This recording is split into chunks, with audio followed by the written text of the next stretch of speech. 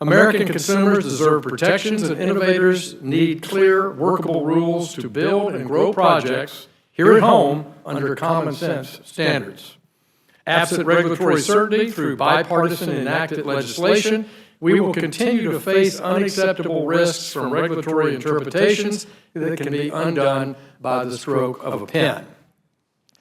Market participants will remain wary of operating in the United States, fearing enforcement actions and lacking durable guidance. If we fail to lead, America will cede the future of capital markets in the next generation. Those schemes since becoming president? No. So I have the numbers in front of me. In total, Forbes estimates that Trump has made $1.2 billion so far on crypto. And I guess the question is, do any of these bills before us today block a president from creating, selling, profiting from, or promoting his own cryptocurrencies? This bill in Section 412 says that anyone who engages in a digital commodity is subject to anti-fraud and anti-manipulation rules, and blocks also is subject to any aspect of the campaign finance laws, et cetera. So I guess the answer is no. And do you know how many foreign governments or foreign entities have bought or invested in Trump's crypto? No. These rules, Mr. McGovern, are for every American. President, vice president, member of Congress, anyone else. It was reported last month that a state-backed Emirati investment firm based in Abu Dhabi used Trump's stablecoin to settle a $2 billion investment in another crypto exchange called Binance. And it's hard to count how many red flags that raises. And during Trump's special private dinner, more than half of the top holders I think this would just be astonishing. Well, Mr. McGovern, I think what's in the public interest is that we have rules of the road and we have regulations and we have enforcement in an environment where right now there is none. And this will... I know, but I guess what I'm explaining here from my point of view is corruption. And going back to my first question about, the exemption in the Genius Act, which basically, allows for there to be an exception that with USD, U.S. dollar, given the fact that Trump has his own stablecoin named USD1, I think that should sound alarm bells. Ranking Member Waters, do you have any comments on any of this, or any risk posed to our country? By Trump and his family's various crypto ventures? It was a pretty straightforward question, and I appreciate you answering, responding, and ensuring my concerns as Waters.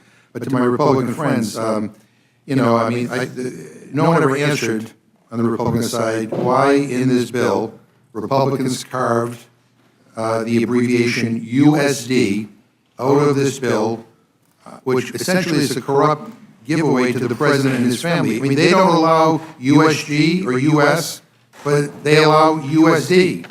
The corruption here is just shocking, and it's just a stunning level of self-dealing from this administration, and another way for this president to monetize his office. And most presidents, when they get elected, try to distance themselves from financial investments so that they are above reproach, so that there aren't all these conflicts of interest and all these questions. This is just the opposite with this White House. And I would just urge my friends, we all have to reel this in. I'm sorry, I didn't see it. No, that's okay. Yeah. Just wait my turn. Go ahead. I appreciate the ranking member. Yeah, the logic of what I'm hearing doesn't make a lot of sense, though, because we're damned if we do regulate, damned if we don't regulate. And it seems like the ranking member just wants us to do nothing, no customer protections, no disclosures, no segregation requirements. Yeah, she wants the status quo.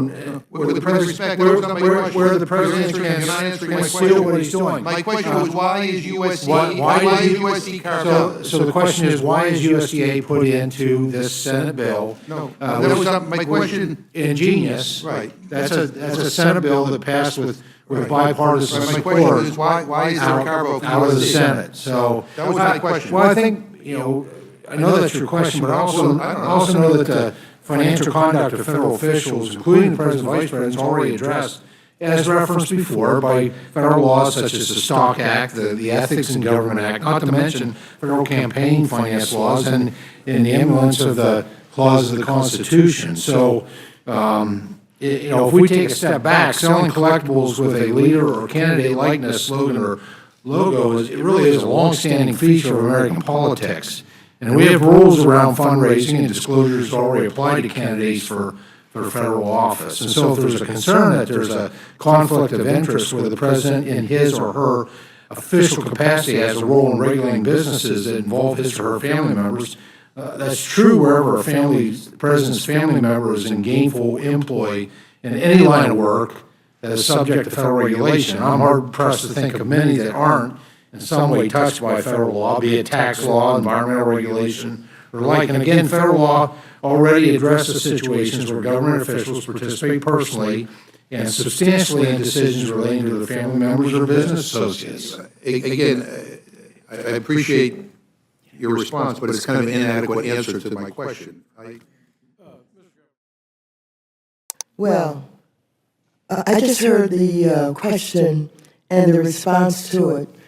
The President of the United States is using the presidency and our country to enrich himself.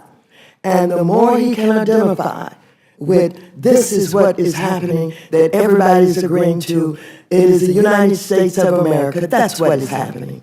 It's time for him to move the portrait of Richard Nixon in a more prominent place in his White House, because this guy makes Richard Nixon look like a Boy Scout. I yield back. Thank you, Mr. McGovern. Ms. Fishbach, you're recognized. Thank you, Madam Chair. I just want to thank the chairman for undertaking this. This is not, one of the easiest topics, and so I appreciate both of you working very hard on this and bringing them forward. And with that, I yield back. Thank you, Ms. Fishbach.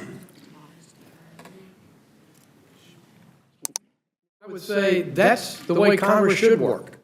And Mrs. Waters is very, I think, persuasively talked about the dangers in the 08 financial crisis and Congress's reaction, and she was our chair of the Financial Services Committee during the FTX crisis. This bill directly responds to the challenges and regulatory gaps in FTX. In fact, the former general counsel testified before the House. If we had clarity, this was before your committee, Mr. Thompson, if we had Clarity Act in place, we would not have seen the FTX collapse, because we have strict regulatory guidelines and we close the regulatory gaps that exist now under SEC and CFTC procedures. And I would yield to my friend, Mr. Thompson, if he wants to add to that point. Yeah, let me just broaden that point just a bit. Mr. Miller, who Mr. Hill was making reference to,